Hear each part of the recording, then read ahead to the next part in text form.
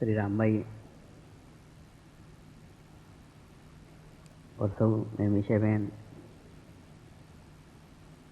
दोनों ने एक अच्छे माध्यम के रूप में अपने आप को प्रस्तुत किया और प्रस्तुत करने के बाद अब मेरे को प्रवचन देने के लिए कुछ बचा ही नहीं रह गया, क्योंकि जो कुछ कहना चाहता था सब कुछ उनके माध्यम से आपको कह दिया।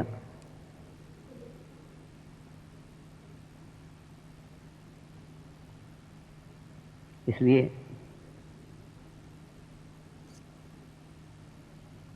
नाशवान शरीर के स्तर पर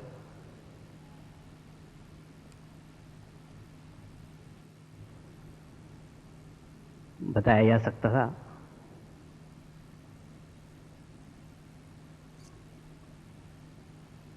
वो सब कुछ एक अच्छे माध्यम मिलने के कारण बिना इस शरीर के माध्यम बनाए बगैर आप तक पहुंच ही गया है। इस प्रकार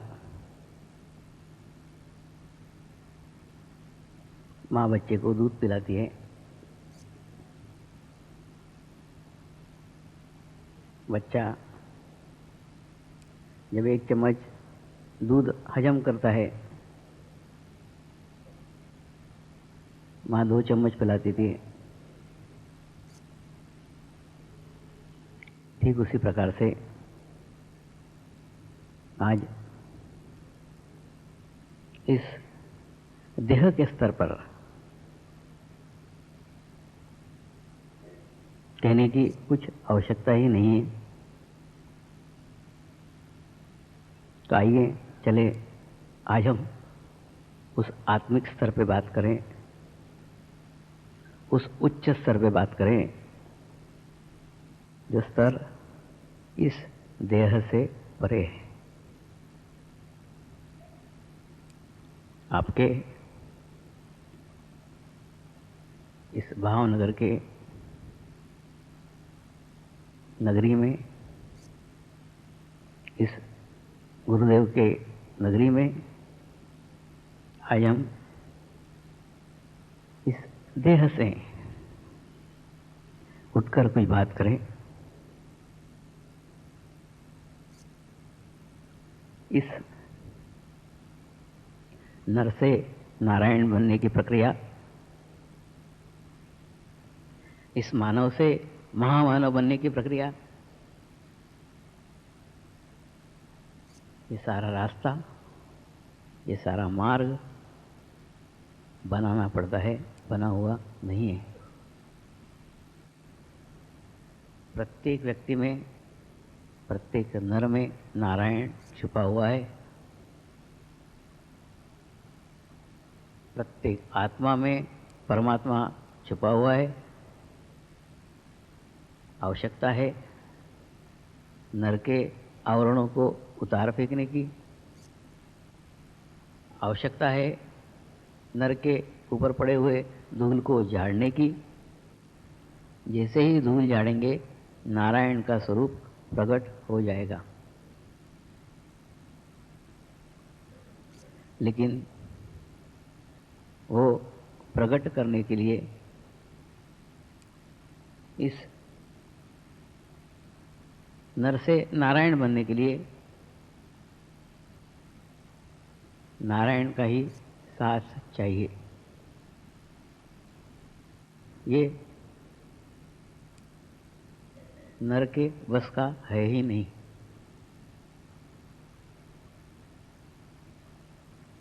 इसलिए जब तक उस नारायण की कृपा नहीं होती तब तक इस मार्ग में प्रगति हो ही नहीं सकती, प्रोग्रेस हो ही नहीं सकती।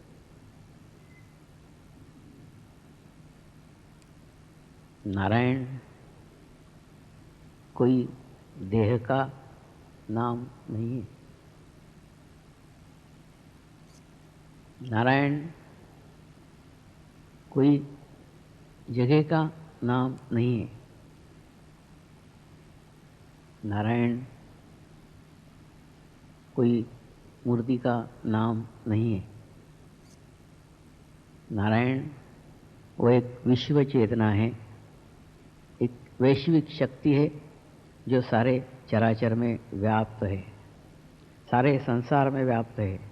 उसका अंश प्रत्येक व्यक्ति में विद्यमान है, प्रत्येक व्यक्ति में बैठा हुआ है। इस नर से नारायण बनने की प्रक्रिया साक्षात जिसे हम नारायण कहते हैं, उन्होंने भी एक सहारा लिया था। उन्होंने भी एक शरण खोजी थी,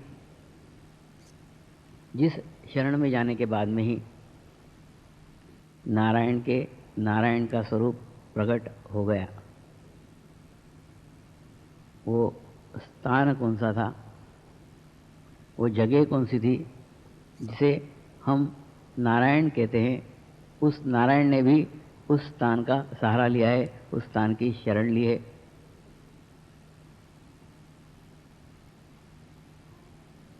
वो स्थान है गुरु कृपा। बिना गुरु कृपा के कुछ संभव ही नहीं है। आपके भीतर कितनी भी संभावनाएं हैं, आपके भीतर कितनी भी शक्तियां हैं, सारी शक्तियां व्यर्थ है जब तक आपके ऊपर गुरु कृपा नहीं होती।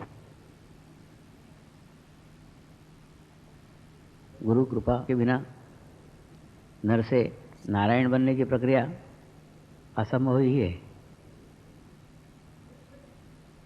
फिर उस कृपा को कैसे प्राप्त किया जाए, उस कृपा को कैसे जाना जाए? तो जिन्होंने ये प्राप्त किया है उनको अगर हम आदर्श मानते हैं, उन्होंने जिस प्रकार से जाना है, जिस प्रकार से प्राप्त किया है, उसी को अगर हम आदर्श मानते हुए चलते हैं, जिन्होंने अपने अंदर के नर से नारायण बनने की प्रक्रिया में सफलता प्राप्त की है, अपने स्वरूप को प्रकट कर सके हैं, उनको अगर हम आदर्श मानते हैं, तो आदर्श वह आदर्श है कि गुरु साक्षात परब्रह्म देखने का दृष्टिकोण उन आदर्श व्यक्तियों ने प्राप्त किया था। वो सिर्फ कहते ही नहीं थे, सारे ब्रह्म के दर्शन, सारे ब्रह्मांड के दर्शन, सारे विश्व चेतना के दर्शन जो अपने गुरु में पाते थे, उनका सारा केंद्रीयकरण, उनकी सारी एकाग्रता जिस एक स्थान पे केंद्रित होती थी, वो स्थान गुरुचरण था। और गुरुचरण के कारण ही, एक केंद्रित स्थान पे होने के कारण ही सारे विश्व चेतना का ध्रुवीकरण उस गुरुचरण में सीमित होता था।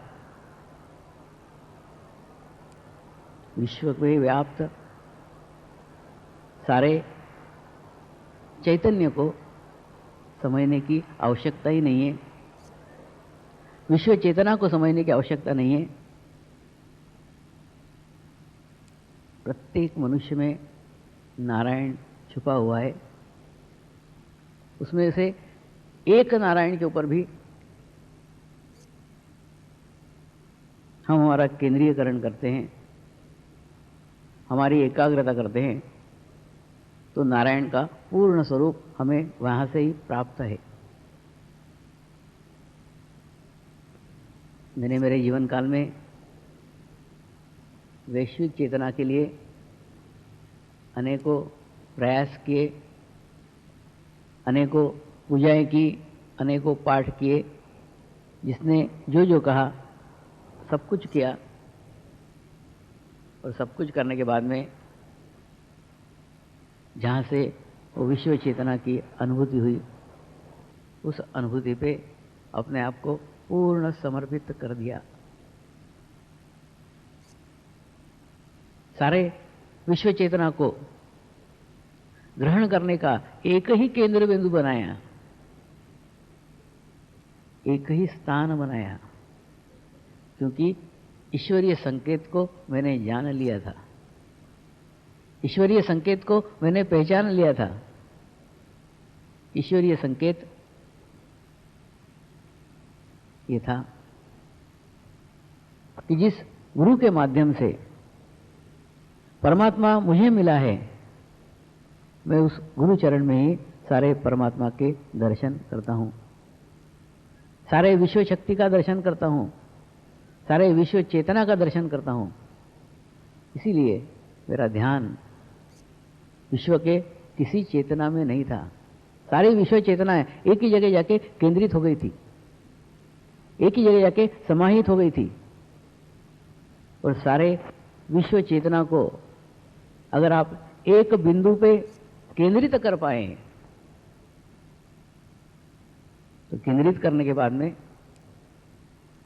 विश्व चेतना को आप वहां से ही अधिक से अधिक ग्रहण कर सकते हैं। विश्व की चेतना सारे विश्व में फैली हुई है,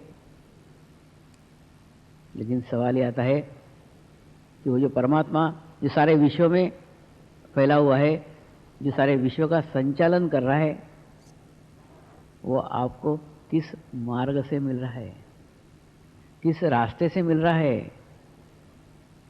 वो क्या संकेत कर रहा है, उस संकेत को समझने की कोशिश कीजिए। उस संकेत को जिन्होंने समझ लिया, उस संकेत को जिन्होंने जान लिया,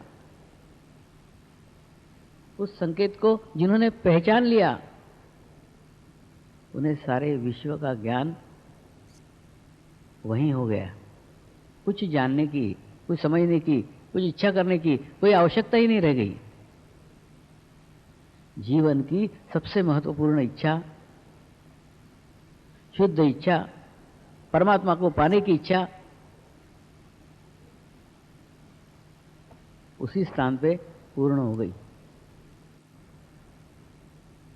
आप जितने भी कार्य करते हैं, जितनी भी इच्छाएं करते हैं, वो सारी इच्छाएं नश्वर है, नाशवान है।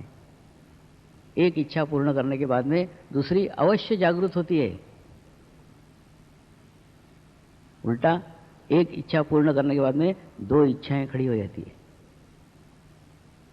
दो इच्छाएं पूर्ण होने के बाद में चार खड़ी हो जाती है। ये तो बढ़ती चले जाने वाली प्रक्रिया है। फिर विश्व में कौन सी ऐसी इच्छा है, कौन सी ऐसी शुद्ध इच्छा है, जो शुद्ध इच्छा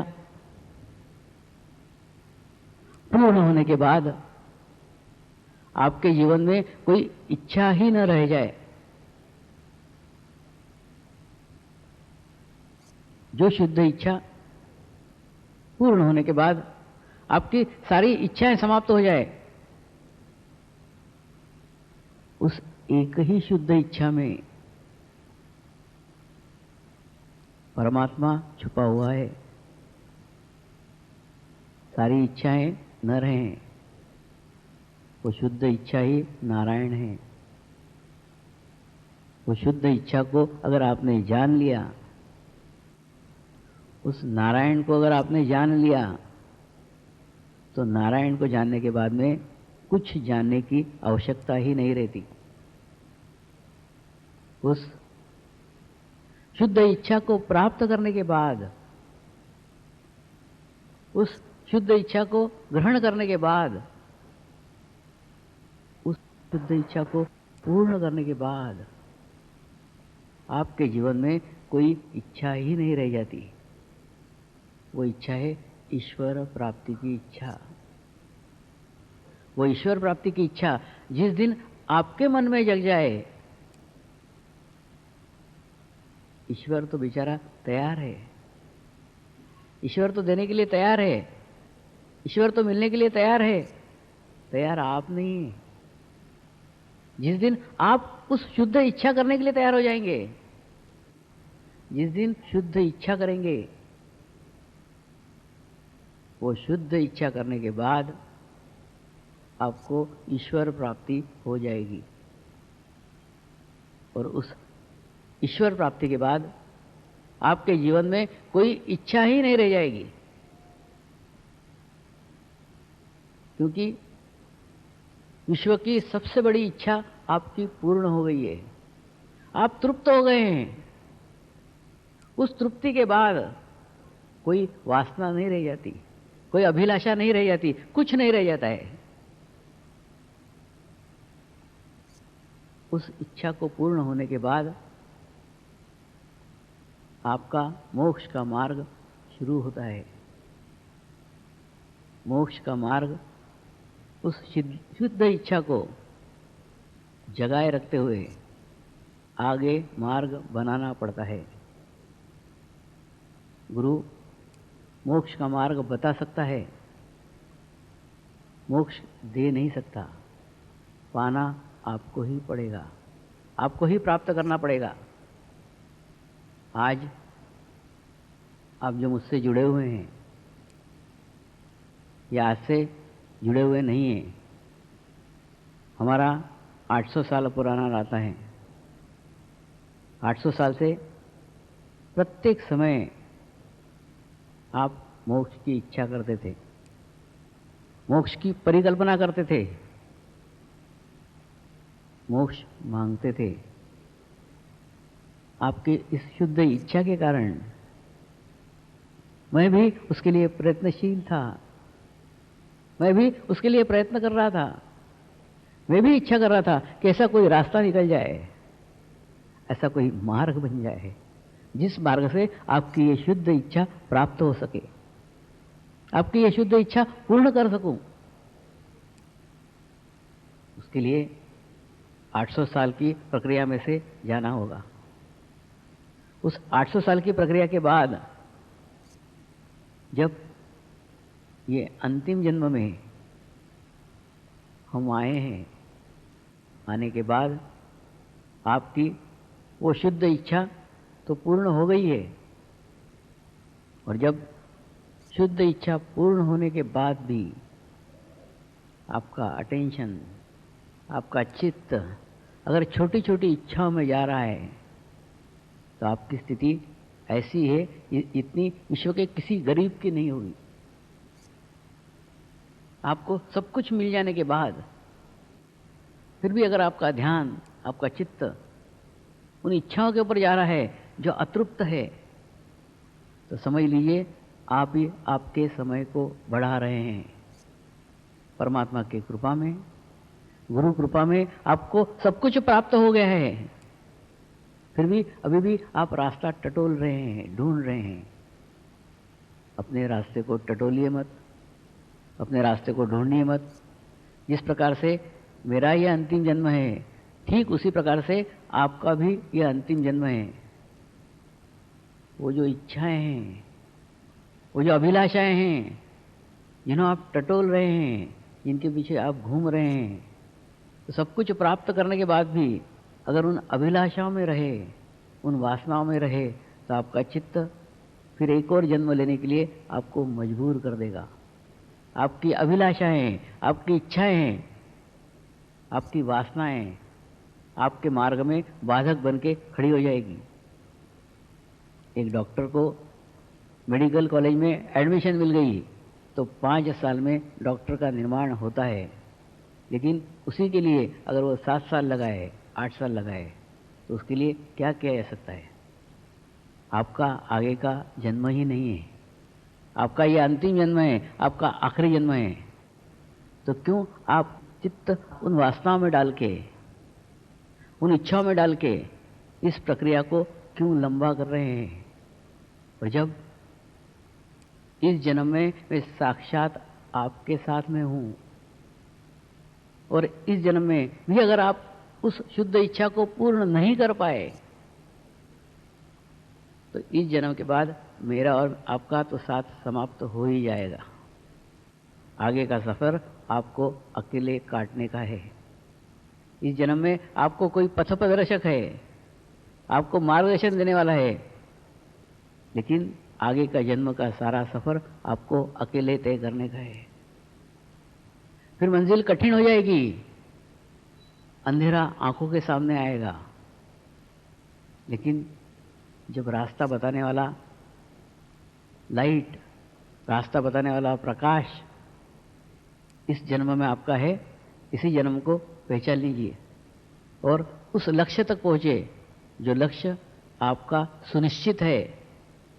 जिस लक्ष्य के लिए आपने 800 साल से तपश्चर्या की थी, 800 साल से साधना की थी, 800 साल से उस शुद्ध इच्छा को प्राप्त करने के लिए इच्छा की थी,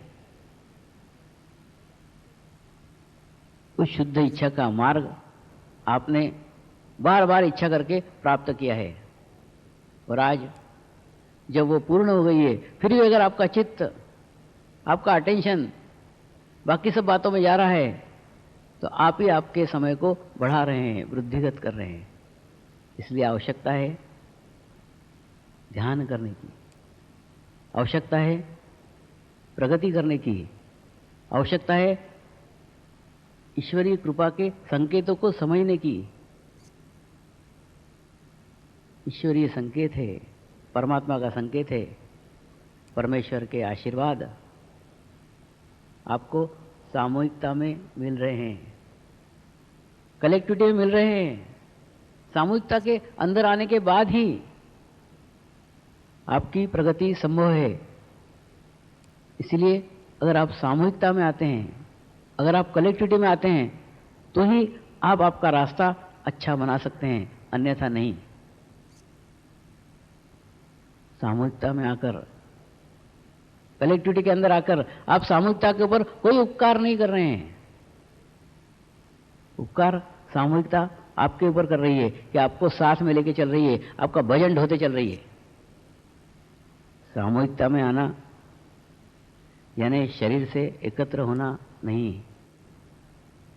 सामूहिकता में आना मतलब सब मिलकर के एकत्र होना नहीं है, क्योंकि ये सारा भाव तो आंतरिक है, सारा भाव तो आत्मीय है।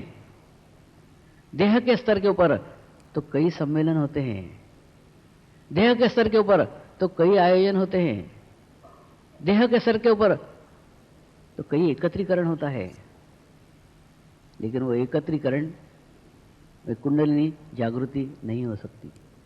वो एकत्रीकरण में वो शुद्ध इच्छा पूर्ण नहीं हो सकती,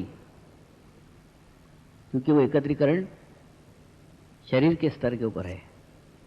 और अगर ऐसा ही एकत्रीकरण आप शुद्ध इच्छा प्राप्त करके भी रखें, तो उस एकत्रीकरण में और आप में क्या अंतर है? अंतर होना चाहिए, अंतर जानना चाहिए। आप अंतर नहीं जान पा रहे हैं, अंतर नहीं समझ पा रहे हैं। जिस दिन अंतर समझ में आ जाएंगे, उस समय विश्व में, चराचर में, सब जागृत स्थानों पे नारायण के दर्शन होंगे। प्रत्येक साधक में स्वामी के दर्शन होंगे। जिस दिन प्रत्येक साधक में गुरु दर्शन हो जाए, वो आत्मिक सामूहिकता है। अपनी सामूहिकता को टटोलिए। जब मैं किसी के लिए कहता हूं तो आप समझते मैं दूसरे के लिए कह रहा हूं। मैं दूसरे के लिए नहीं कह रहा हूं। आपका ज्ञान आपको भ्रमित कर रहा है। मैं ये आप ही के लिए कह रहा हूं। जिस समय आपकी ये स्थिति हो जाए कि प्रत्येक साधक मिलने पे आप उसमें स्वामी के दर्शन कर सके, तो समझ लीजिए आप सामूहिकता में जुड़ गए हैं, कलेक्टिविटी में जुड़ गए हैं। जब तक वो दर्शन आपको नहीं होते, समझ लीजिए आप सिर्फ शारीरिक रूप से सामूहिकता में है, कलेक्टिविटी में है, लेकिन आत्मिक रूप से अभी काफी दूर है। प्रत्येक साधक में स्वामी का अंश विद्यमान है। उस अंश को अगर आप जान पाए, उस अंश के चैतन्य को अगर आप ग्रहण कर पाए, तो समझ लीजिए आपको एक सामूहिकता मिल गई है, एक कलेक्टिविटी मिल गई है। या आप अपना निरीक्षण कीजिए, आप आपका परीक्षण कीजिए, और ये परीक्षण में आप कितना अनुभव कर पाते हैं ये आप ही आपका देखिए। आप सभी लोग उस स्थिति तक पहुंचे, उस स्थान तक पहुंचे जिस स्थान तक पहुंचने के लिए मैं इच्छा कर रहा हूं। आवश्यक है कि आपका भी आत्मिक सहयोग अगर उस मार्ग में मिलता है तो ही प्रगति संभव है।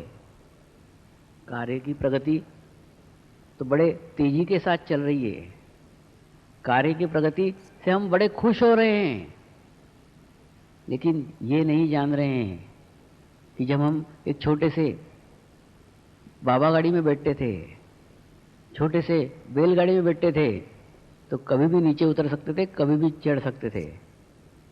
अब वो बैलगाड़ी सुपर फास्ट हो रही है, बड़े तेजी से बढ़ रही है, आप खुश हो रहे हैं।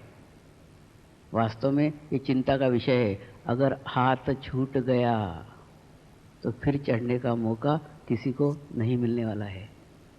इसलिए मैं इच्छा करता हूं कि अब उस ट्रेन को बड़े जोर से पकड़ के रखिए, उस ट्रेन को बड़े मजबूती से पकड़ के रखिए, क्योंकि अब कार्य की प्रगति बहुत तेजी के साथ हो रही है। उस तेजी के साथ देह से तो जुड़ा ही नहीं जा सकता, जुड़ा जा सकता है सिर्फ आत्मा से। उस आत्मा से अगर जुड़े रह गए तो ही ट्रेन में रह पाओगे, अन्यथा नहीं।